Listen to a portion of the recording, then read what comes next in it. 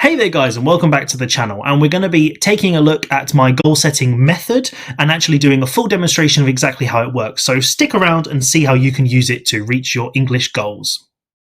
We're going to jump straight in then, and we're going to be talking about goal setting. So if you haven't seen the previous video where I explained the whole process, then make sure you go and check that out. I'll put a card or something somewhere. But the whole idea of this is about setting very clear goals so that you can reach your objectives, you can reach fluency, and you have a clear idea of exactly how it works, how to get there, and what you need to do along the way. As you can see then, we have this process, which is what I outlined in the previous video. So it's a step-by-step idea of exactly how to break down your goals so that you can understand them more clearly and you can actually reach them. So first of all, we want to understand exactly what the specific goal is. And you can see I've even highlighted it here, specific, because it's really important that we don't just have something very vague and general. Then once we have the specific goal, we're going to be looking at what we're missing, the skills and knowledge along the way that we need to actually reach that goal. Then how we're going to actually learn it, so what we're going to do to fill those gaps, the resources and the processes that we need. And then we're going to try and foresee some potential problems and how we might avoid those. Using this process, I want to take a quick look at a couple of English goals that I often hear from my students and how I break them down as a teacher and the sort of resources that I would recommend. So the first one is, I want to be fluent when I speak. Okay, so this is something that a lot of people say to me. They say, I want to be fluent, I want to be more fluent.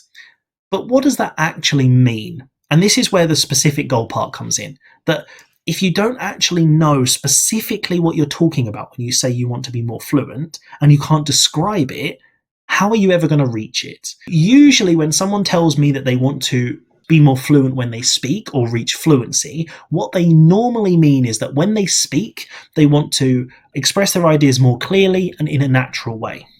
Sometimes it also means something like, for example, removing hesitations.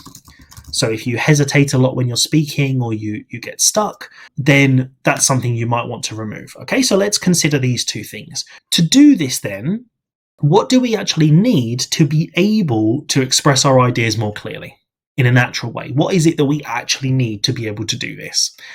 Really, the first thing we need to do is we need to actually find ways of expressing ideas.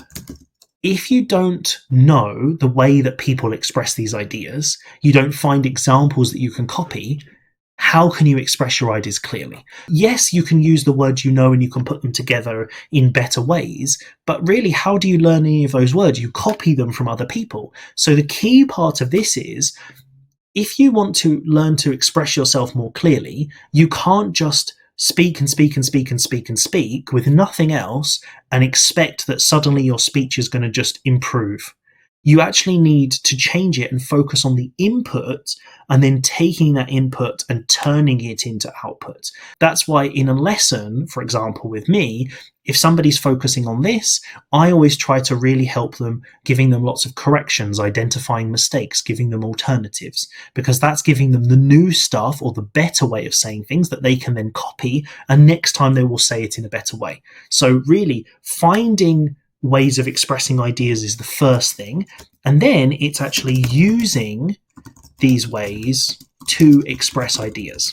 So really the main thing here is input and output, which for most goals you will notice this is probably a very familiar process that we need to follow. When we are finding ways to express it then, how are we going to do that? So we have the thing we're missing, which is examples of expressions, and now we want to identify how we're going to learn those examples. What I would usually recommend for this is a place where people use the type of expressions you want to use. So you need to find content with real expressions, which sounds very vague, but let's imagine that you're learning business English, okay? Then you want to watch real people talking about business. If you're traveling, for example, then you want to watch real people talking about travel or in travel situations. And although this sounds really obvious, a lot of people will tend to just search for business English vocabulary, and they'll watch like a teacher giving a lesson, which is really, really good. But when you're talking about improving your expression and the way that you express yourself naturally, just going to one of those lessons isn't really going to be the best way to do it. It's going to help you so you have the vocabulary and the parts to use, but you're still not going to be able to put them together in the most natural way. What you want to be able to do is find people who are talking about those types of subjects, and then you can hear how they're constructing the phrases, how they're constructing the expressions, and then you can start copying them. For business, for example, that's where I would look at something like, for example, business TV shows, maybe like The Apprentice. And I like to often focus on reality TV. So you can look at dramas, you can look at stuff like, I don't know, Suits, if you like American things, if you're looking at business and lawyers and stuff like that. But I tend to like reality TV because it's completely real recorded television. In this case, for example, one of my students is focusing on medical vocabulary, because they are going to get a job in a hospital. In that case, you want to look at real medical conversations. When you're doing that, you could watch something, for example, there's a British soap called Holby City that's scripted, but generally it copies normal conversation pretty well. However, there are better things like 24 Hours in A&E, which is literally where they put cameras in an A&E department in a hospital, and you actually just listen to the patients and the doctors and the nurses having the real conversations while they were actually dealing with emergencies. If your plan is to express yourself in those situations, you are literally watching people doing the thing you want to do. You're finding the right expressions. For travel, maybe you want to focus on vloggers who talk about when they are going on holiday. Maybe you want to watch travel guides, videos or tour guides, people who are actually talking about the places. Again, it's thinking about the type of expressions you want to use and then finding those things in real life. So again, YouTube is going to be your best friend because you can basically search for everything. For example, I like playing video games, so I will often watch lots and lots of videos of people playing video games because I like to see how they talk about them, how they describe the game, how they describe what's happening. And those are the types of expressions I tend to use because I like playing games, and so that's important for me. These are all the ways of finding the expressions. So that's just the input side. Now we also have the output side, which is using these to express them. To do that, we actually have to do it in a slightly different way. Now we need to look at the process. The way you want to do this is to identify how am I going to use them, which allows me to express my ideas more clearly and in a natural way, which then helps me reach fluency, because we're working our way up this list. To do that, we actually want to notice, recognize, and write down important phrases. So it sounds kind of obvious, but if you hear a particular expression or idea or way of saying something that you think sounds really good, you actually need to write it down. You need to pay attention, you need to focus on it, and you need to write it down. How they've said it, what they said, the words they chose. Because if you just focus on the general meaning, you will understand it, but you'll never remember it when you're in conversation because you're understanding your passive vocabulary and your active vocabulary are two very different things. The first thing you want to do is write them down. Now you have really good videos to watch and you're writing down loads of really useful and interesting phrases. Now we have those phrases, how do we actually convert that into expressions? Because just having them written down isn't really going to be enough. Just as an idea, you could do, for example, lesson bingo. This idea I think is really fun because if you use them correctly, the teacher won't even notice, and then you know how to use them correctly. If you use them incorrectly, the teacher will correct you, and then you know the correct way. So either way, you're learning to use them correctly. And because you're using them in conversation, you're making it much more memorable because you've remembered listening, you've written it down, you've also used it. And the more that you use these phrases, the more you actually produce things with them, the more easily it will turn into output. So if we're talking about speaking fluency, this is really the most important thing. Also, reading out loud, or mimicking, we could call it as well. The idea here really is, if you have a list of expressions, or if you're reading a book or anything like that, reading out loud is practicing the physical part of speaking. And this is going into a lot of detail about speaking fluency, but this is the most common goal. So I think showing you how I break this down, I think will translate into lots of other goals. Doing this, you want to really practice the physical part of speaking. If you watch a video and then you mimic what they say, the phrase and how they say it, or you read stuff out loud, you're not worrying about the thinking part of construction of speech, but you're still doing the actual speaking, because a lot of it is the physical process. And you'll probably notice that when you're thinking in the language, it's really smooth, but then when you're speaking, it doesn't quite translate from your brain to your mouth so easily. And sometimes you'll be thinking it and go, yeah. And then in conversation, suddenly the words won't come out. And that's because you don't have enough physical practice. That's another way, even if you're doing flashcards or you're doing anything like that, just actually reading the sentences can be so beneficial to speaking fluency. The other example would be writing your own sentences, taking the expressions and going, okay, how would I actually use this? In what situation do I see this being useful? And then actually creating examples, because it's about output.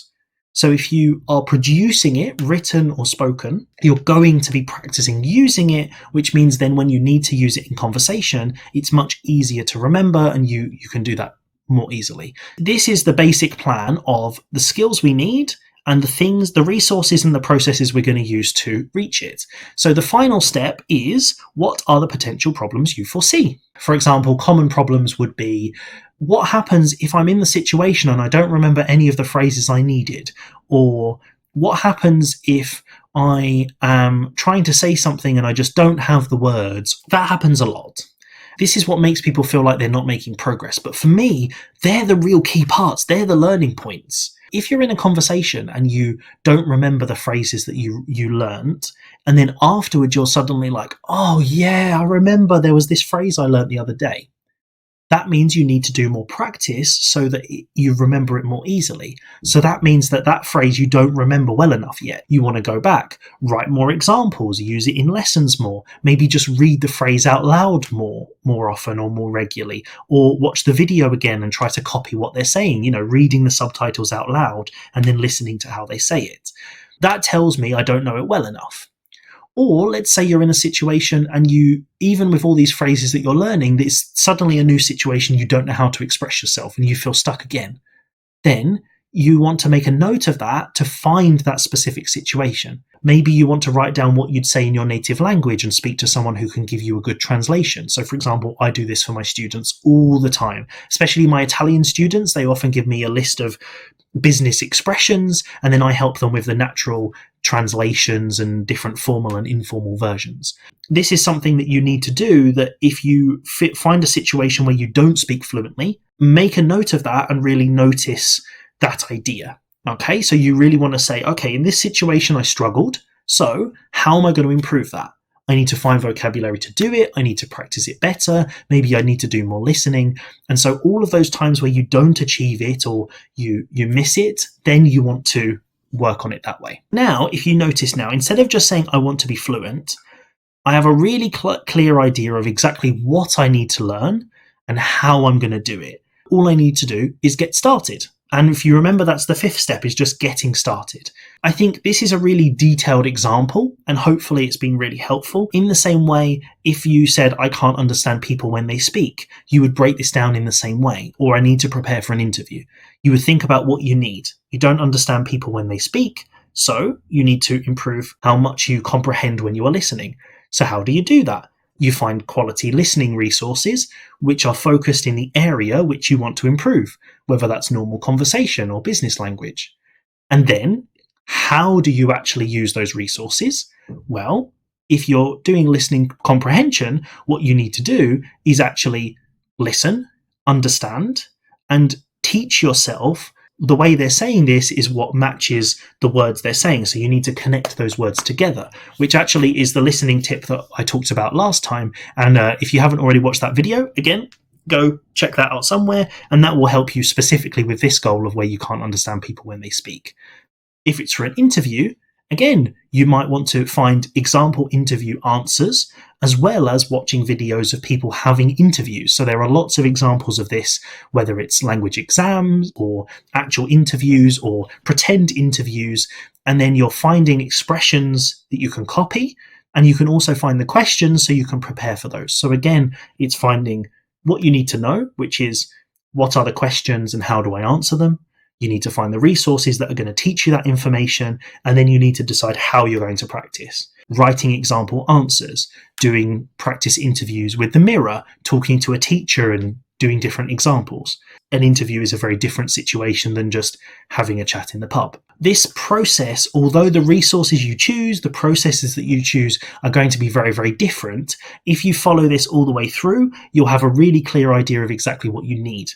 And remember, one of my key tips is, if you're not sure, you can always ask for advice. Talk to a teacher, talk to some friends who are at a higher level, talk to language learners who just learn lots of languages, and they will be able to give you advice of the type of resources, maybe some example TV shows or books that are going to be really helpful and suitable for your level as well. If you're ever not sure, ask for advice, and this is something that I love to do and I do with my students all the time. I think it's really beneficial, and it's going to mean that you can have a clear idea, a clear set of resources, and you can really make progress and feel like you're making progress along the way too. There we have it. The goal setting demonstration where I show you some clear examples of how to do it. And remember, if you go in the description below, you can download a free copy of the PDF presentation from the previous video, which goes through all the processes, and you can review it, and you can use that as your guide and as your goal setting Bible, so that you can keep setting great goals and keep reaching your objectives. If you're on YouTube, have a fantastic day. Have a great day learning English. And if you're on Twitch, let's keep going.